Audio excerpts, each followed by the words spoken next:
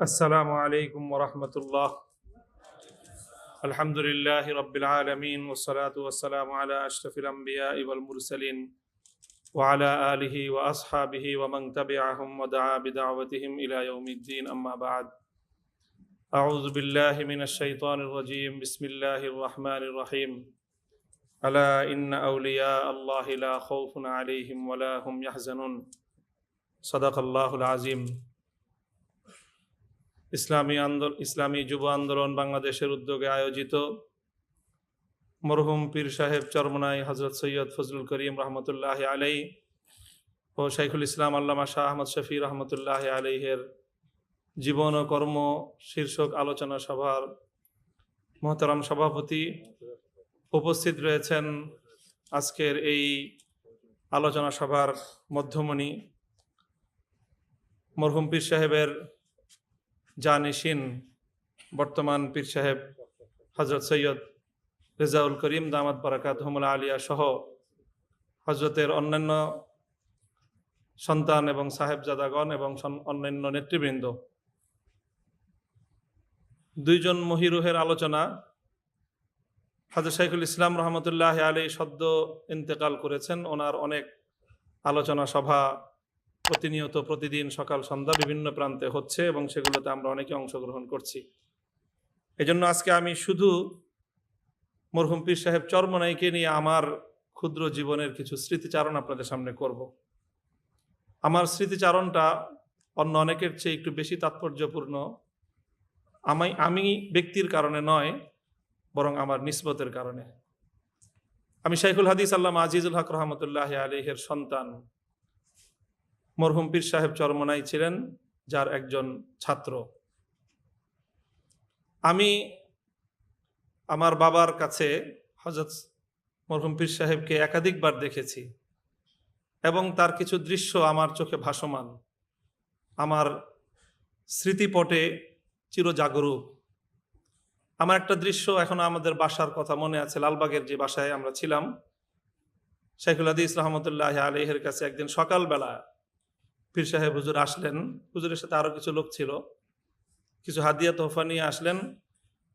তো আব্বাজানের সামনে যখন তিনি বসলেন, মানে যতটা সময় বসেছিলেন, একজন মুআদ্দাব ছাত্র তার ওস্তাদের সামনে পড়াশোনা চলাকালীন সময়ে যেইভাবে বসে, তিনি জগৎ বিখ্যাত বাংলাদেশের সবচেয়ে পপুলার এবং ব্যাপক ভক্ত এবং মুরিদানের পীর সাহেব, অথচ তিনিও ঠিক ওইভাবেই যতক্ষণ বসেছিলেন ওস্তাদের সামনে সেই আদব এবং তাজিমের সাথেই বসেছিলেন। শায়েখ বারবার বলতেছিলেন যে তোমার কষ্ট হইতেছে, তুমি ভালো করে বসো, কিন্তু মনে হলো যে তিনি ওস্তাদের আজমত তার অন্তরের মধ্যে এভাবেই প্রবিষ্ট ছিল যে তিনি স্বাভাবিকভাবে বসতেই পারলেন না। দ্বিতীয় আরেকটি ঘটনা, ওইটাও আমার চোখে ভাসে। জামিয়া রহমানিয়া আরাবিয়ায় হযরত পীর সাহেব হুজুর একবার গেলেন, রাজনৈতিক একটা কোনো ঐক্যবদ্ধ কর্মসূচির বিষয় ছিল। তো আমাদের 4 তলায় ছিল জামিয়া রহমানিয়া মিলনায়তন। যখন সকলে উঠছেন, তো শাইখুল হাদিস সাহেব আগে, পীর সাহেব চরমনাই ঠিক তার পিছনে পিছনে। আমরা তো সব ছাত্ররা সব পিছনে পিছনে দল বেঁধে আছি। তো যখন উভয়ে সামনে গেলেন, তো শায়েখ আগে 4 তলায় প্রবেশ করার জন্য, হলরুমে প্রবেশ করার জন্য জুতা খুললেন। আমাদের সকলকে হতবাক করে দিয়ে পীর সাহেব চরমনাই নিজে ওই জুতা তুলে নিলেন হাতে। মুফতি ওমর ফারুক পালনপুরি সাহেব, সন্দীপী সাহেব হুজুর যে বললেন সাইদ আহমদ পালনপুরি রহমতুল্লাহ আলাইহির ঘটনা, আর আমি বললাম মরহুম হযরত পীর সাহেব চরমনাইয়ের ঘটনা, আমার নিজের চোখে দেখা। জামিয়া রহমানিয়া আরাবিয়া যখন শুরু করেন হযরত শাইখুল হাদিস রহমতুল্লাহ আলাইহি মোহাম্মদপুরে, সেই শুরুকালীন সময়ে একটা মাহফিল করেছিলেন শায়েখ নিজে 7 মসজিদ চত্বরে, আর সেখানে চরমনাই পীর সাহেব হুজুরকে দাওয়াত দিয়েছিলেন। উস্তাদের দাওয়াতে ছাত্র মেহমান হিসেবে গিয়েছিলেন এবং সেই সূচনাকালীন সময়ে জামিয়া রহমানিয়া আরাবিয়ার প্রতিষ্ঠাকালীন সময়ে এলাকার মানুষজন ব্যাপকভাবে যেন আসে এবং মাদ্রাসাটা যেন খুব মানুষের কাছে পরিচিতি লাভ করে, সেজন্য তিনি ব্যাপক ভূমিকা রেখেছিলেন, বয়ান করেছিলেন এবং তার সেই বয়ানে বড় প্রভাব রেখেছিল। সেটা এখনো, আমি তখন অনেক ছোট, কিন্তু আমার স্পষ্ট মনে আছে। অর্থাৎ শাইখুল হাদিস রহমতুল্লাহ আলাইহির সাথে এরকম ঘনিষ্ঠ সম্পর্ক ছিল। 1987 সালে যখন ইসলামী শাসনতন্ত্র আন্দোলনের সূচনা হয়, তখন আমরা জামিয়া মুহাম্মাদিয়া আরাবিয়ায়, ওই সময়ও হযরত চরমনাই পীর সাহেব সহ অন্যান্য নেতৃবৃন্দ সেখানে যেতেন। সেই সময়কার কিছু দৃশ্য আমার মনে আছে। লম্বা কথা বলার সময় নেই। হযরত পীর সাহেব চরমনাই সম্পর্কে আরেকটা তথ্য আমি, যেগুলো আমার কাছে একেবারে আমার নিজের তথ্য যেগুলো, সেগুলো বলছি। অন্য কথা তো অনেকেই বলেছেন। হযরত চরমনাই পীর সাহেবের প্রতি আমার একটা বিশেষ ভক্তি এবং ভালোবাসার জায়গা আছে। সেটা হলো যে তিনি তো জগৎ বিখ্যাত একজন পিতার সন্তান ছিলেন, সৈয়দ ইসহাক রহমতুল্লাহ আলাই। উজানির হযরত কারি ইব্রাহিম সাহেব রহমতুল্লাহ আলাইহের যে সিলসিলার বাংলাদেশে সবচেয়ে বেশি প্রতিষ্ঠা যার দ্বারা হয়েছে, প্রচার যারা হয়েছে, তিনি তো চরমনাইয়ের মরহুম সৈয়দ ইসহাক রহমতুল্লাহ আলাই। আর সেই বাবার সন্তান হলেন সৈয়দ ফজলুল করিম রহমতুল্লাহ আলাই। উনাকে সৈয়দ ইসহাক রহমতুল্লাহ আলাই খেলাফত দিয়েছেন কিনা এরকম একটা অনাকাঙ্ক্ষিত একটা কথা আছে, অনভিপ্রেত একটা কথা আছে।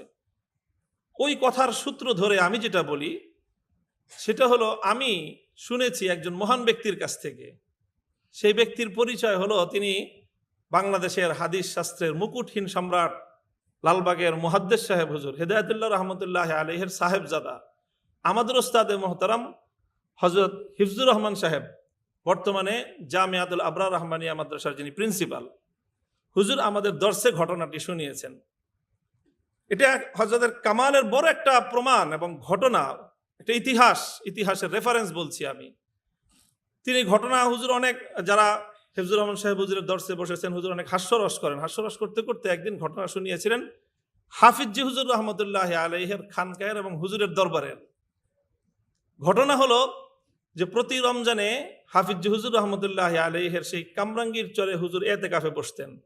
আর হুজুরের যত সালেকিন এবং মুরিদিন সকলেই, খোলাফা সব হুজুরের সাথে ওই রমজানে এতেকাফে বসার চেষ্টা করতেন। তো হিফজুর রহমান সাহেব হুজুর রহমত দামাত বারাকাতুম, উনি হাফিজ হুজুরের ভাগিনাও, হাফিজ হুজুরের কিন্তু ভাগিনা সম্পর্কে, আবার মুহাদ্দিস সাহেব হুজুরের সন্তান। তো হুজুর বলেন যে আমি এবং মুফতি মনসুরুল হক সাহেব হুজুর দামাত বারাকাতুম হুজুরের কথা বলেছেন যে আমরা দুইজন তখন রমজানে হুজুরের এতেকাফে বসলাম। আর ওই এতেকাফে শরীক হতেন মরহুম সৈয়দ ফজলুল করিম রহমতুল্লাহ আলাইহি। অর্থাৎ তিনি সৈয়দ ইসহাক রহমতুল্লাহ আলাইহির সন্তান, এবং তখন তিনি বাংলাদেশে খুব পরিচিত, সারা বাংলাদেশে ওনার মুরিদান দিয়ে ভরা। ওই সময়ে তিনি নিজের ইসলাহের জন্য হাফিজ হুজুরের খানকায় গিয়ে মেহনত করতেন। তো হুজুর আমাদেরকে শুনিয়েছেন, হিফজুর রহমান সাহেব হুজুর, যে হাফিজ হুজুরের তো মুরিদান ছিল বেশিরভাগ ওলামাদের মধ্যে, আর হযরত পীর সাহেব চরমনায়ের মুরিদান তো সব হালকায় ছিল, ব্যাপক মুরিদার সংখ্যা। পীর সাহেব হাফিজ হুজুর আর তার মুরিদ হলো চরমনায় পীর সাহেব, কিন্তু এখানে মুরিদের সংখ্যার দিক থেকে পীর সাহেবের চেয়ে মুরিদ অনেক বেশি। অর্থাৎ হাফিজ হুজুরের মুরিদের চেয়ে তখনই চরমনায় পীর সাহেবের মুরিদের সংখ্যা অনেক বেশি, যার কারণে ওনার কাছে হাদিয়া তোহফা যেত বেশি। চরমনায় পীর সাহেব হুজুরের কাছে ওনার যারা মুরিদিন মুতাআল্লিকিন তারা ব্যাপকভাবে হাদিয়া নিয়ে যেত। হিফজুর রহমান সাহেব হুজুর আমাদেরকে বলছেন, শুনেছেন যে ওনাদের সাথে খুব গভীর এবং অন্তরঙ্গ মুহাব্বতের সম্পর্ক ছিল, এবং ওই খানকার মধ্যে শত শত হাজার হাজার হাফিজ হুজুরের মুরিদানরা যেভাবে ফ্লোরে থাকতো, চরমনায়ের মরহুম পীর সাহেব সারা দেশব্যাপী আলোচিত একজন শীর্ষ আলেম এবং পীর সাহেব হওয়া সত্ত্বেও হিফজুর রহমান সাহেবদের মতো তখন তারা একেবারে নবীন, মাত্র দাওরা ফারেক হয়েছেন, সেই নবীনদের সাথে ফ্লোরের মধ্যে বিছনা করে থাকতেন। এবং তিনি হাফিজ হুজুর রহমতুল্লাহ আলাইহির মুজাজ এবং খলিফা। আমি তো মনে করি হাফিজ হুজুর রহমতুল্লাহ আলাইহির খেলাফত প্রাপ্তি মরহুম সৈয়দ ফজলুল করিম রহমতুল্লাহ আলাইহি যদি ওনার বাবার খেলাফত নাও পেয়ে থাকেন, সেই বিষয়ে আলোচনার বিষয় না, কিন্তু হাফিজ হুজুর রহমতুল্লাহ আলাইহির খানকায় এসে যে খেলাফত পেয়েছেন এটা ওনার সবচেয়ে বড় কামালের দলিল। ওখানে যে মেহনত করেছেন সবচেয়ে বড় কামালের দলিল। সর্বশেষ যে কথা বলে আমি আমার আলোচনা সমাপ্ত করব, শাইখুল হাদিস রহমতুল্লাহ আলাইহির সাথে মরহুম পীর সাহেবের দীর্ঘ আন্দোলন এবং সংগ্রামের ইতিহাস সমৃদ্ধ ছিল। আজও সেই দৃশ্য আমার চোখে মনে পড়ে, আমার চোখে ভাসে। শাইখুল হাদিস রহমতুল্লাহ আলাইহির জীবনের সর্বশেষ যে আন্দোলনগুলো তিনি করেছেন তার মধ্যে সবচেয়ে বড় কার্যকর আন্দোলন ছিল কওমি সনদের স্বীকৃতির আন্দোলন। এই মুক্তাঙ্গনে 5 দিন পর্যন্ত হযরত শায়েখ সেই সময়ে ওখানে শোয়া। আর হযরত পীর সাহেব চরমনাই তখন জীবনের অন্তিম সময়ে, ওনার রোগ শোক একেবারেই ওনাকে গ্রাস করে নিয়েছে, এবং তখন তিনি বিদেশে চিকিৎসার জন্য চলে যাবেন। বিদেশে চিকিৎসার জন্য চলে যাওয়ার আগ মুহূর্তে তিনি ওই হযরত শাইখুল হাদিস রহমতুল্লাহ আলাইহি তখন তিনি মুক্তাঙ্গনে উস্তাদকে দেখার জন্য তিনি সেখানে চলে আসলেন।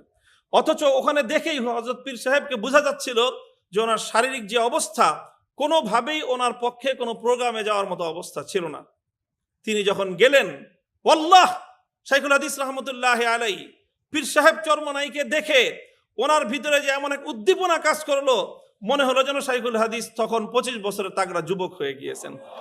তিনি হযরত চরমনাই পীর সাহেবের হাতটা যে ধরছেন আর ছাড়েন নাই, ওই হাত ধরেই মঞ্চে উঠেছেন, ওই হাত ধরেই মঞ্চ থেকে নেমেছেন। ওই হাত ধরা দুই শায়েখের ছবি এখনো পর্যন্ত বাংলাদেশের তৌহিদি জনতার হৃদয়ের মণিকোঠায় সংরক্ষিত আছে।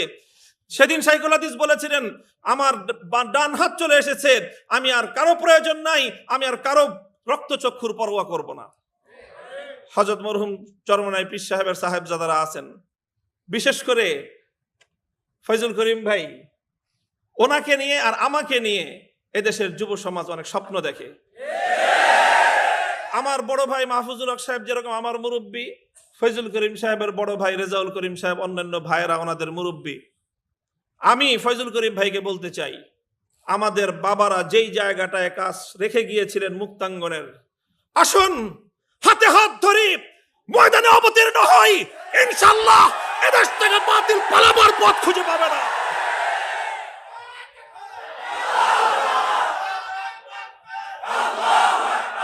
ইনশাআল্লাহ সুম্মা ইনশাআল্লাহ। এগুলো শুধু কথার কথা নয়, শুধুমাত্র মঞ্চ গরম করার বক্তব্য নয়। আমি হৃদয়ের গভীরতা থেকে বলছি, ফয়জুল করিম ভাইয়ের সাথে দীর্ঘ বহুদিন আগে, যখন তিনিও ফয়জুল করিম না আর আমিও মামুনুল হক না, তখন আমরা দুইজন পল্টনের ওই সোহাগ হোটেলে বসে ফালুদা খাইছি।